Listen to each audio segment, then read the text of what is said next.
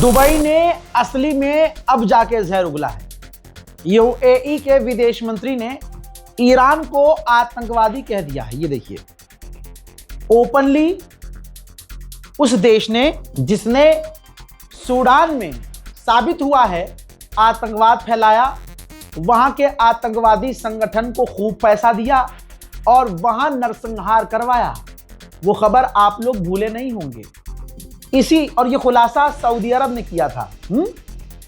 इसी यूएई के विदेश मंत्री ने, जो अब ईरान को आतंकवादी कह रहा है, इसी यूएई ने यमन के अंदर यमन के 2 टुकड़े करके यमन पर कब्जा करने की कोशिश की थी। सऊदी अरब ने बीच में घुसकर यूएई के लड़ाकों पर हमला करके यूएई को यमन से बाहर निकाला था। पूरी दुनिया में इजराइल के नक्शे कदम पर चलने वाला ये यूएई, इजराइल यानी यहूदो नसारा की जबान बोल रहा है और ईरान को आतंकवादी कह रहा है। फैसला आप कीजिए, कौन है आतंकवादी। अब यही नहीं, अभी तो शुरुआत हुई है। अल्हम्दुलिल्लाह सबके चेहरे खुल रहे हैं। जो अरबों का साथी यहाँ पर पाकिस्तान, बांग्लादेश और हिंदुस्तान में अरब की तारीफ करने वाले, अरब की गुलामी करने वाले मुल्ले हैं ना, मुसलमान नकली, उनके बाप की औकात अपने मुंह से निकल रही है। अब यहां कैसे डिफेंड करेंगे वो उनका काम है, देखिएगा आप। जो यूएई के प्रधानमंत्री का एडवाइजर है, उसका बयान मैं आपकी पूरी स्क्रीन पर लगा रहा हूं, देखिए। यूएई के प्रधानमंत्री के एडवाइजर ने कहा है कि ईरान का ये जो खौफनाक रवैया हमारे खिलाफ है, जो हमें मार रहा है, पीट रहा है, हमारे साथ जो गलत कर रहा है, अब इसके बाद हम अमेरिका और इजराइल से रिश्ते बढ़ाएंगे।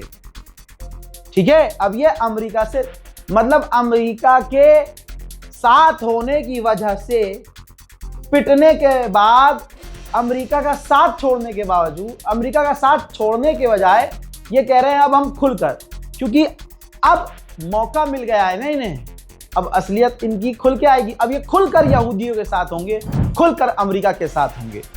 अब हम में से जो सुन्नी उठ के खड़ा हो रहा है कि नहीं, यूएई पर हमला नहीं करना चाहिए, सऊदी पर, अब फैसला आपके हाथ में है। आप किधर हो, अब अपने ईमान से पूछ लो, अपने आप से पूछ लो। पूर्व काउंटर टेररिज्म, अमेरिका के पूर्व काउंटर टेररिज्म के हेड, जिन्होंने अभी 5 दिन पहले रिजाइन दिया है अमेरिका के आतंकी विचार की वजह से, ट्रंप की गलत नीतियों की वजह से, वार्निंग दी है इस बंदे ने। कहा है कि अमेरिका की फौज को हमें कर्ग आइलैंड पर नहीं भेजना चाहिए। ईरान उनको हॉस्टाइल कर सकता है, कैदी बना सकता है और कर्ग आइलैंड पर ड्रोन और मिसाइलों से हमला करके तबाही मचा सकता है। नुकसान हमारा होगा। दुश्मन देश के अखबार क्या कह रहे हैं वो एक बड़ी इंपॉर्टेंस रखते हैं। एक और अखबार है, मैगजीन है, द न्यूयॉर्कर। उसने क्या लिखा है समझिए। उसने लिखा है कि डोनाल्ड ट्रंप की इस जंग का पहला विक्टिम है सच, वो सच जो झूठ में बदल गया। ट्रंप ने वादा किया था कि ईरान के लोगों को आजादी देंगे, आजाद करवाएंगे। ईरान के लोगों ने ट्रंप पर भरोसा करके सड़क पर आए। अब डोनाल्ड ट्रंप उन्हीं पर मिसाइल दाग रहे हैं और ईरान के लोगों के ही इंफ्रास्ट्रक्चर को बर्बाद कर रहे हैं। अमेरिका और इजराइल पूरी तरह से फेल हो चुके हैं। यह बात खुद वेस्टर्न मीडिया लिख रहा है। वेस्टर्न मीडिया ने लिखा है कि इजराइल और अमेरिका का प्लान यह था कि हम ईरान पर हमला करेंगे और वहीं के लोगों से ईरान में रहकर ईरान पर हमले करवाएंगे। लेकिन ऐसा नहीं हुआ, बल्कि सब कुछ उल्टा हो गया। कल तक जो ईरान के विरोधी थे ईरान में रहकर, वो खुलकर ईरान की सरकार के समर्थन में आ गए। इस जंग में ईरान बहुत फ्रंट लाइन पर आकर खेल रहा है। कुछ ऐसी चीजें वो कर दे रहा है जो दुनिया को पसंद आ रही है। बिल्कुल सिग्मा स्टाइल में लड़ रहा है ईरान। जरा देखिए, मिसाइल के ऊपर लिखा है तेल अवीव और आगे क्वेश्चन मार्क और इस्माइली बना दी है। मुस्कुराती हुई मिसाइल तेल अवीव पर जाएगी और ये सोशल मीडिया पर ईरान ने पोस्ट कर दिया। साइकोलॉजिकल वॉर भी छिड़ चुकी है। अब कोई भी स्ट्रेट ऑफ हॉर्मुज को आजाद कराने के लिए साथ नहीं है। ट्रंप चीख चीख कर बेहोश हो गया। डोनाल्ड ट्रंप चीख चीख कर परेशान हो गया, यहां तक कि नेटो को वो उल्टा सीधा बोलने लगा। अब नेटो का चीफ सामने आया है, फॉक्स न्यूज पर उसने इंटरव्यू दे कहा है कि 22 यूरोपियन देश, 22 अलग अलग देश हुर्मुज को आजाद करवाने के लिए अमेरिका का साथ देने को तैयार है। लेकिन इस खबर की सच्चाई यह है कि नेटो के चीफ ने एक भी देश का नाम नहीं खोला, क्योंकि अगर नेटो के चीफ किसी देश का नाम खोल देते तो ईरान उसको ही खोल देता। अच्छा तू आएगा। सच्चाई इस खबर की यही निकलेगी कि कोई देश आखिर तक सामने नहीं आएगा, आप देख लीजिएगा, और अगर आएगा भी तो नाम सामने आने नहीं देगा। आखिरकार अमेरिका धीरे धीरे औकात पर आ रहा है। इससे पहले के अपडेट में मैंने अंदेशा जताया था कि जिस तरह से अमेरिका और इजराइल और अरबों को एक लाइन में लगाकर ईरान ने बजाया है, सब नंगे हो गए हैं, बहुत बेइज्जती फील कर रहे हैं। अमेरिका बौखलाहट में परमाणु इस्तेमाल कर सकता है। अब ये रहा सबूत। दोस्तों, अमेरिकी टीवी चैनल पर अमेरिकन एम्बेसडर ने कहा है, जिसका नाम माइक वाल्ट्ज है, कि ईरान के हम न्यूक्लियर प्लांट पर हमला कर सकते हैं। याद रहे, IAEA के चीफ, यहां तक कि WHO कह चुका है कि ईरान के परमाणु प्लांट पर हमला शुरू हो चुका है, जो कि काफी खतरनाक है। अगर रशिया भी भड़का हुआ है इस मामले पे। रशिया ने यह कहा कि अगर रेडिएशन फैला तो पूरा मिडिल ईस्ट खतरे में पड़ जाएगा। अमेरिकी अखबार न्यूयॉर्क टाइम्स ने लिख दिया है कि डोनाल्ड ट्रंप ने बिना सोचे समझे जो कांड किया है, अमेरिका की आने वाली कई पीढ़ियां इस कांड को याद रखेंगी और नुकसान उठाएंगी। इजराइल थूक कर चाट रहा है। आपने मेरे वो बयान सुना होगा जिसमें मैंने खबर बताई थी कि UN से मदद मांग रहा है इजराइल। जिस इजराइल ने 2.5-3 साल तक UN को ब्लॉक किया, UN के अधिकारियों को गालियां बकी, UN को आतंकी संगठन का समर्थक बताया, UN के तमाम कानूनों को तोड़ा और गाजा में नरसंहार किया, आज UN से मदद मांग रहा है इजराइल कि UN कुछ नहीं कर रहा है, ईरान के खिलाफ UN बोल नहीं रहा है। यही UN था कि तेज में आवेश में आकर UN के अंदर पूरी दुनिया के सामने इजराइल के एम्बेसडर ने UN चार्टर फाड़ दिया था, कानून फाड़ दिया था UN के अंदर। 2024 का वीडियो। This is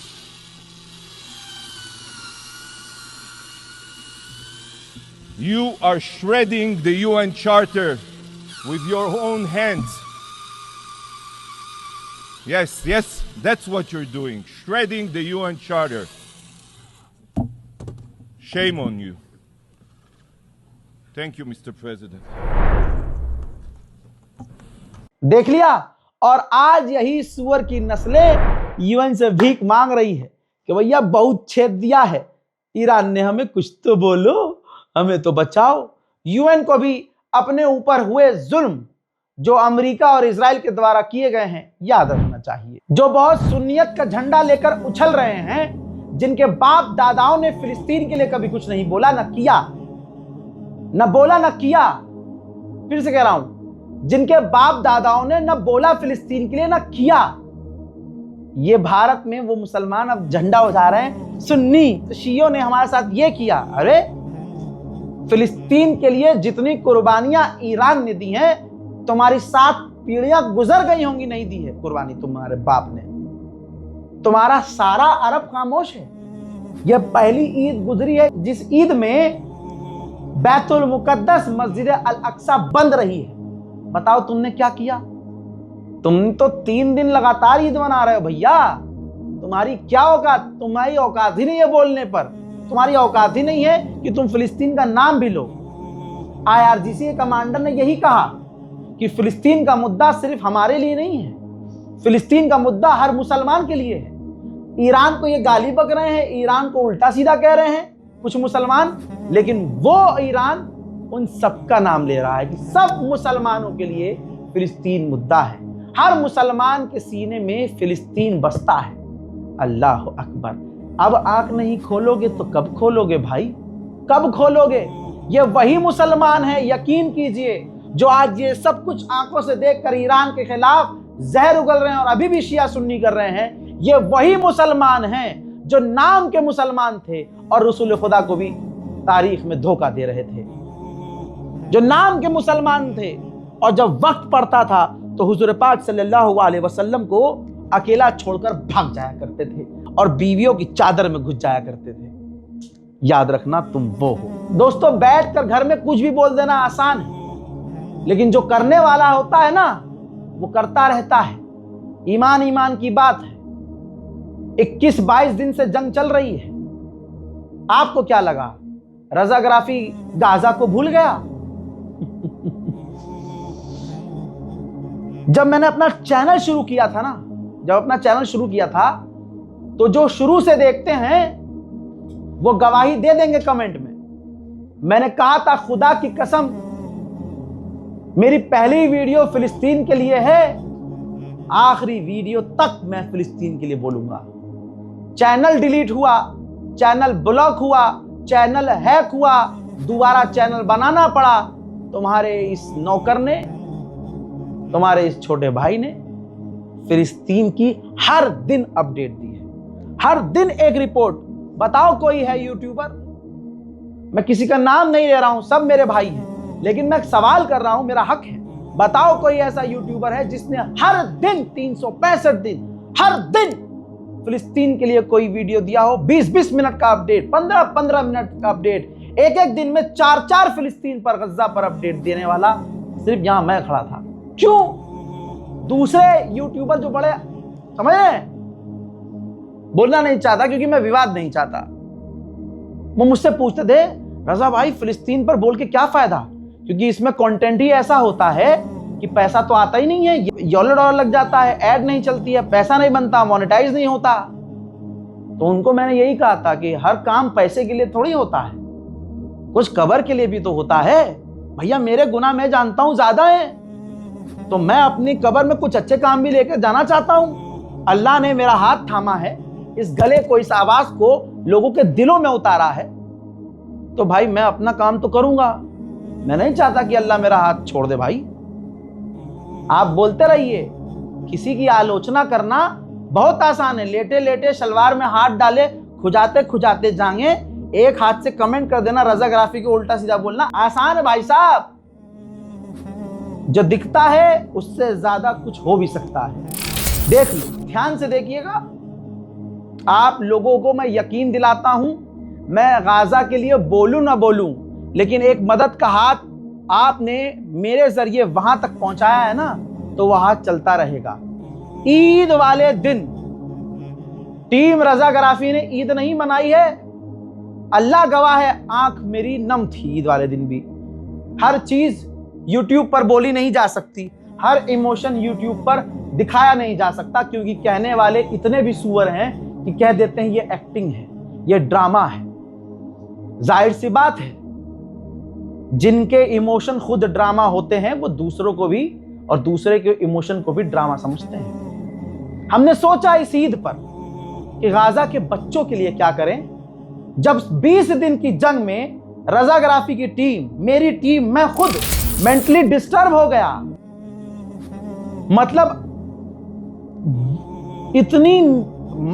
इतना परेशान, अजीब अजीब सी चीजें होने लगी भैया, कई तरह की परेशानियां होने लगी। दिल करने लगा कि भाग जाऊं मैं यहां से। कहां भाग जाऊं जहां मुझे एक आवाज भी ना आए, मेरा फोन भी ना बजे, इंटरनेट भी ना हो। ख्याल अचानक से अल्लाह ने दिमाग में डाला कि सोचो 3 साल से जो सिर्फ बम की आवाज सुन रहे हैं गाजा में बच्चे, जो अपने माँ बाप को खो चुके हैं, जिनको 3 साल से सही खाना नहीं मिल रहा है, वो कैसे सर्वाइव? वो तो कहीं भाग भी नहीं सकते ना। मैं क्या, मैं ऑफिस में ताला लगाऊंगा, घर चला जाऊंगा, अल्लाह अल्लाह खैर सल्ला। वो बस यही ख्याल आया। मैंने अपनी बहन से बात की जो गाजा में है, और उसके बाद ये ऑर्गेनाइज किया कि भाई वहां पर बच्चों के लिए कैंप लगाया जाए। कैंप लगा, वहां उन्होंने कुछ जोकर, कुछ एक्टिविस्ट, कुछ कई तरह की एक्टिविटी ऑर्गेनाइज करी, खाना पानी बच्चों के लिए, ताकि मेंटली जो वो डिस्टर्ब है ना, थोड़ा मुस्कुरा सकें, थोड़ा हंस सकें, थोड़ा उनका जो बचपन खो गया है उनको बचपन हम दे सकें, उनको हमने लौटा। मेरी औकात नहीं है, खुदा की कसम, ये खुदा का करम है कि इतनी हैसियत है कि हम कुछ कर पा रहे हैं, वरना गाजा कहां और हम कहां।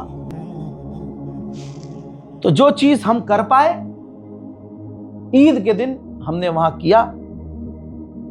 ऑब्वियसली सेम डे वीडियो नहीं आ सकती थी, और मुझे बुरा भी लगता है बहन को बोलूं, बहन जो तुम कर रही हो उसका वीडियो बना के दो, लेकिन नहीं, ऐसे सुअर नस्लें हैं हमारे यहाँ जो जहर और कुछ भी बोलने वाले हैं, उनके मुंह पे तमाचा मारना जरूरी था कि बाबू तुम गज्जा को भूल सकते हो, रजा गराफी नहीं भूलेगा इंशाअल्लाह, और मेरे लोग नहीं बोलेंगे जो मुझे देखते हैं, जो मुझसे बेइंतहा प्यार करते हैं। हमने जो हम कर सकते थे हमने गाज़ा में किया, कैंप लगवाया, झूला लगवाया, खाना खिलाया, फ्रूट्स बांटे, चॉकलेट बांटी, जो हम कर सकते थे हमने किया।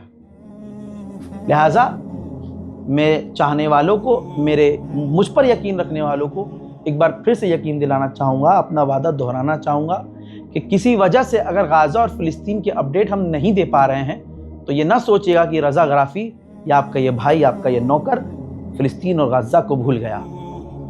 मेरे जिस्म में ईमानदार खून है, वफादार खून है। मेरा बाप कोई अरब से नहीं है, मेरा बाप कोई, समझ रहे हो, अरब की सरकार में नहीं है, एक आम आदमी है, ईमानदारी से कमाया है, ईमानदारी की रोटी खिलाई है, तो ईमान पर ही और ईमान की ही बात करूंगा। जो ज़बान दी है वो पूरी करूंगा। मोहतरम हजरात, इस वीडियो को शेयर कर दीजिएगा। अगर आपका दिल गवारा करे इस रिपोर्ट को शेयर कीजिए, दुआओं में याद रखिए, और चैनल को सब्सक्राइब कीजिए और दूसरों से भी करवाइए। वसलाम।